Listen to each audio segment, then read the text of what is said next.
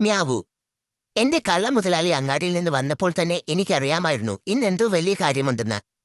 ആ വായുവിൽ നിറഞ്ഞു നിൽക്കുന്ന മണം, എന്റെ മൂക്കിൽ ഒന്ന് തൊട്ടുതലോടി കടന്നുപോയ ആ മണം, ചിക്കൻ 65ന്റെ തന്നെ. മുതലാളി ആ പൊതി മേശപ്പുറത്ത് വെച്ചതും ഞാൻ എന്റെ വാല് പൊക്കി അവന്റെ അടുത്തേക്ക് ഓട്ടി. അവൻ എന്നെ ഒന്ന് നോക്കി, എന്നിട്ട് ഗൗരവം നടിക്കാൻ നോക്കി.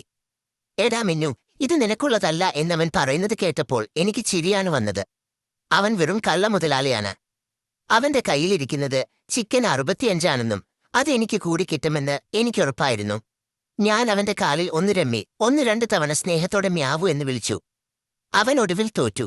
അവൻ എന്റെ മുന്നിലേക്ക് ആ ചെറിയ കഷ്ണം നീട്ടിത്തന്നു.